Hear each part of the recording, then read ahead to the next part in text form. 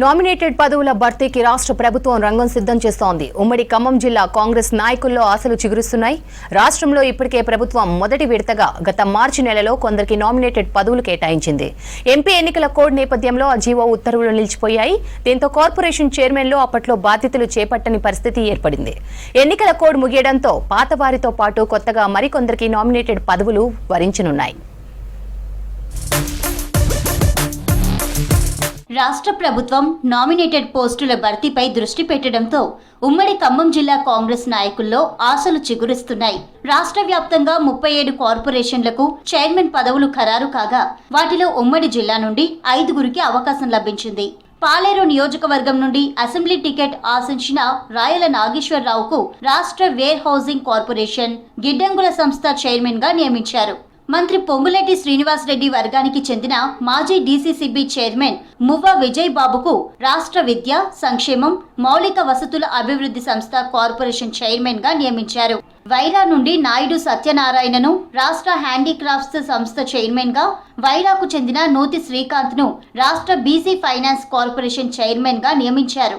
భద్రాద్రి కొత్తగూడెం జిల్లా నుండి ఆ జిల్లా కాంగ్రెస్ అధ్యక్షులు భద్రాచలం మాజీ ఎమ్మెల్యే పోడెం వీరయ్యను రాష్ట్ర అటవీ అభివృద్ధి సంస్థ చైర్మన్ గా నియమించారు. ఎంపీ ఎన్నికల కోడ్ నేపథ్యంలో వారు పదవి బాధ్యతలు చేపట్టే పరిస్థితి లేకపోయింది. ఖమ్మం నియోజకవర్గంలో కాంగ్రెస్ పార్టీలో జావిద్, పువ్వాళ్ల దుర్గాప్రసాద్, మిక్కిలినేని నరేంద్రబాబు, సంతోష్, ముస్తఫా, సౌజన్య నిరంతరం ప్రజా ఉద్యమాలు చేశారు. బీఆర్ఎస్ పార్టీకి మాజీ మంత్రి పువ్వాడ అజయ్ కుమార్ కు వ్యతిరేకంగా మిలిటెంట్ పోరాటంలాగా ఉద్యమించారు. కాంగ్రెస్ పార్టీకి అండగా నిలబడి పార్టీని మనుగడలో ఉండే విధంగా ప్రతి కార్యక్రమాన్ని వందలాది మందితో నిర్వహించేవారు. చివరి నిమిషంలో జావేద్ తన టికెట్ను మంత్రి తుమ్మల కోసం వదులుకొని పార్టీ ఆదేశాలకు కట్టుబడి నిలబడ్డారు. అయితే వీరికి నామినేటెడ్ పోస్టులు వస్తాయని ఎక్స్పెక్ట్ చేస్తున్నారు. నామినేటెడ్ పోస్టుల భర్తీపై కసరత్తు జరుగుతున్నట్లు పార్టీలో ప్రభుత్వంలో చర్చ జరుగుతుండటంతో ఖమ్మం ఉమ్మడి జిల్లాలో పలువురు పార్టీ సీనియర్లు ఆ జాబితాలో ఉన్నట్లు సమాచారం. జాబితాలో అసెంబ్లీ ఎన్నికల్లో టికెట్లు ఆశించి దక్కని వారు, ఎమ్మెల్యేల ఎన్నికల విజయంలో పాలు పంచుకున్నవారు, ఇటీవల జరిగిన ఎంపీ ఎమ్మెల్సీ ఎన్నికల్లో పార్టీ విజయం కోసం కృషి చేసిన వారున్నట్లు తెలుస్తోంది.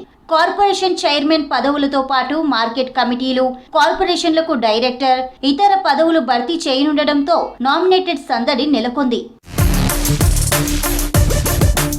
నామినేటెడ్ పోస్టుల బరిలో మంత్రి తుమ్మల నాగేశ్వరరావు ప్రధాన అనుచరుడు సాధు రమేష్ రెడ్డి ఉన్నారు. తుమ్మలకు అధికారం లేకపోయినప్పటికీ తుమ్మల ప్రతి కార్యక్రమంలో పాల్గొనడమే కాకుండా అన్ని కార్యక్రమాలు దగ్గరుండి నిర్వహించారు. సాధు రమేష్ రెడ్డి ఉన్నత విద్యావంతుడు కావడం కూడా అతనికి కలిసొచ్చే అవకాశం ఉంది. మంత్రి తుమ్మల తన వర్గానికి ప్రాధాన్యత ఇవ్వాల్సి వస్తే ముందుగా సాధు రమేష్ రెడ్డి పేరునే ప్రతిపాదిస్తారు.